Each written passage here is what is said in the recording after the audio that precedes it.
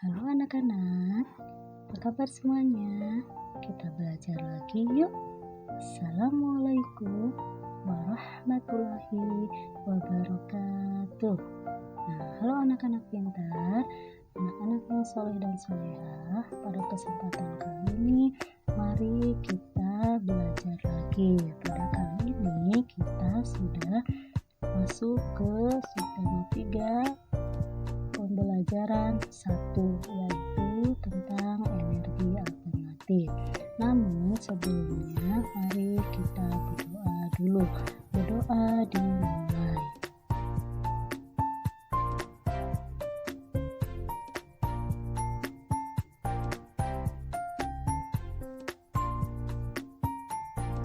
Amin. Nah, pada subtema 3 ini kita akan membahas tentang energi alternatif.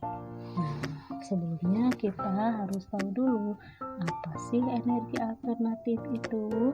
Nah, energi alternatif adalah energi pengganti energi fosil yang dapat diperoleh dari sumber daya alam yang dapat diperbaharui, ya.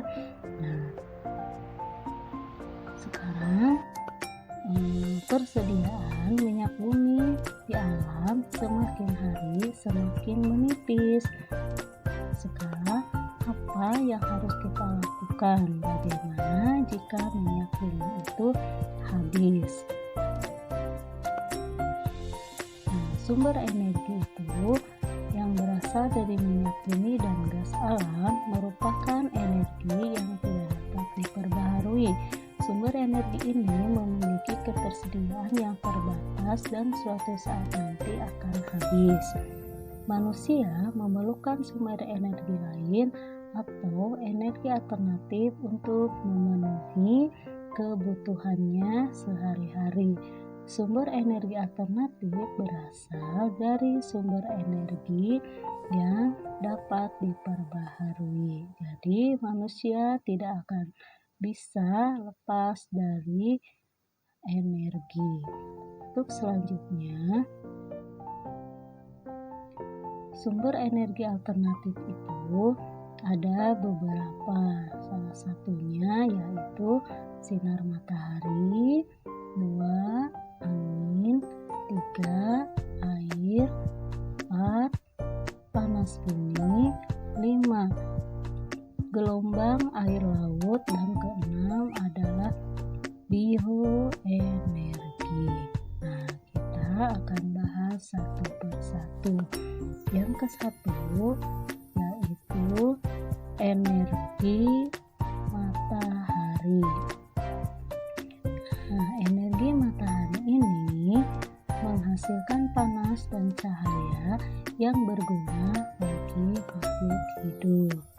Nah, energi panas matahari bisa digunakan manusia untuk mengeringkan pakaian, ikan, padi, jagung, dan juga untuk membuat garam. Saat ini energi matahari juga banyak digunakan untuk menghidupkan berbagai macam alat elektronik seperti kalkulator, jam, ya, dan sebagainya. Nah, energi matahari juga dapat digunakan untuk menghangatkan air sebagai pembangkit listrik tenaga surya atau PLTS. Kita sudah mempelajarinya waktu di kelas 3 kemarin, ya. Nah, dengan menggunakan panel surya untuk memanaskan air, sel surya untuk mengubah sinar matahari menjadi energi listrik.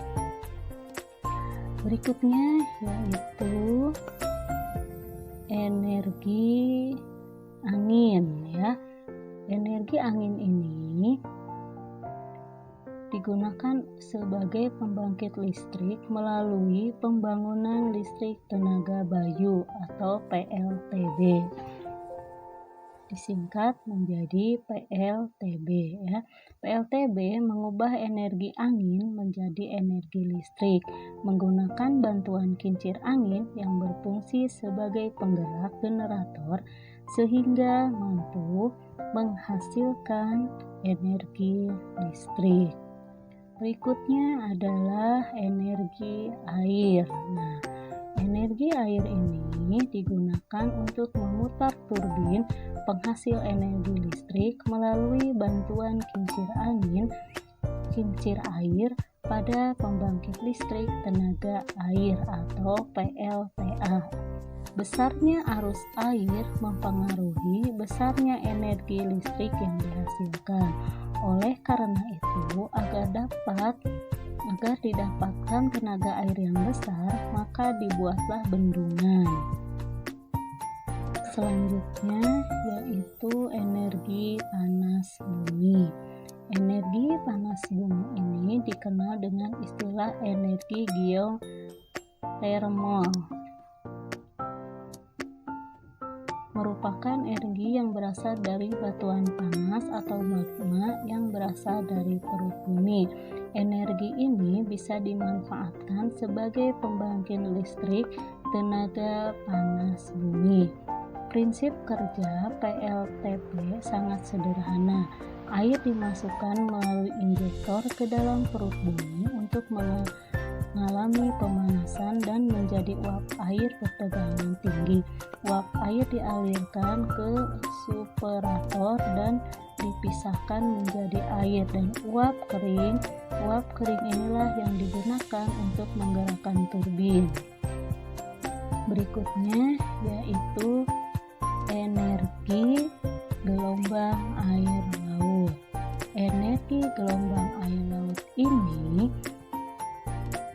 saat memecah di pantai menghasilkan banyak energi. Energi ini dapat diubah menjadi energi listrik. Gelombang digunakan untuk memutar turbin dan terhubung dengan generator pembangkit listrik.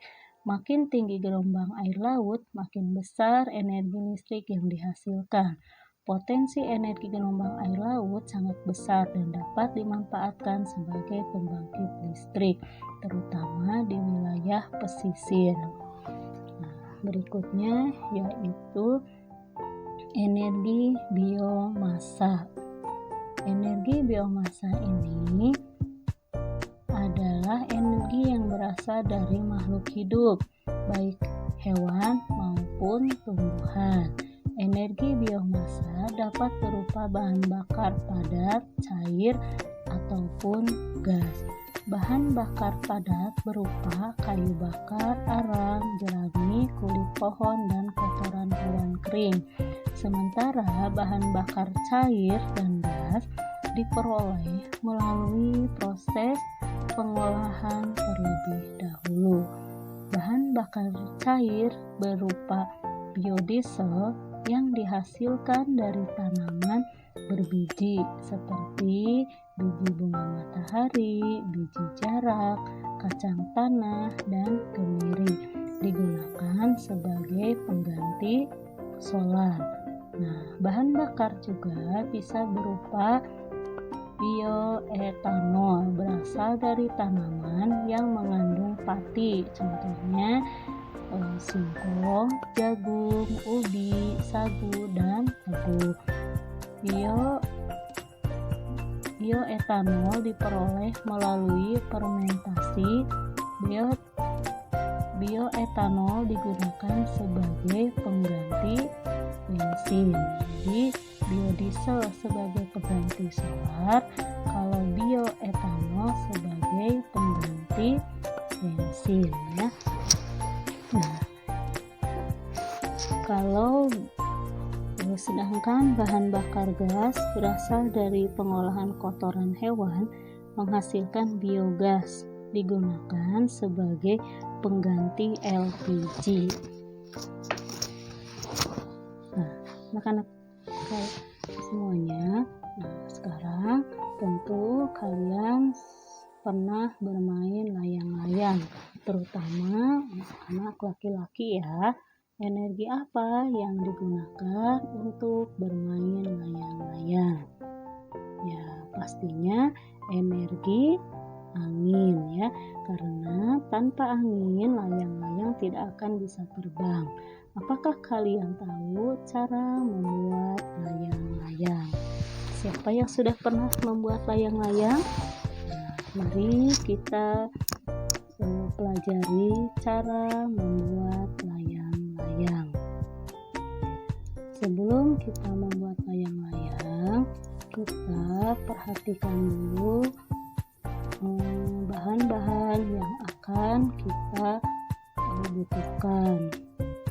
Di antaranya 1 kertas koran berkas berbentuk persegi ukuran 30 x 30 cm, bambu ukuran lebar 1 meter, panjang 80 cm, bambu ukuran lebar 1 cm, panjang 40 cm, benang bol, gunting, dan lem. Nah, itu bahan-bahan yang kita butuhkan. Nah, sekarang bagaimana cara membuatnya? 1. Letakkan bambu secara memilang. Ikat bambu dengan menggunakan benang. Ikat keempat ujung bambu dengan benang. Lepaskan ikatan bambu di atas kertas koran. Dijiplak. Tambahkan 2 cm untuk garis guntingnya. Nah, berikutnya gunting kertas koran tepat di atas garis. Rekatkan kertas koran sampai menutupi bambu. Tambahkan ekor pada bagian bawah layang-layang dengan menggunakan guntingan kertas koran. Buat lubang di tengah, yaitu dekat dengan penyilangan bambu. Masukkan benang dan ikat ke titik persilangan. Berikutnya, ikatkan ujung yang lain ke ujung di bawah langkah. Nah, perhatikan gambar yang ada di samping ini. Nah, itulah anak-anak proses pembuatan layang-layang. Nah, demikianlah materi kita pada kali ini. Nanti tugasnya akan Ibu susulkan berikutnya. Nah, Ibu berharap kalian giat belajar agar kalian bisa menemukan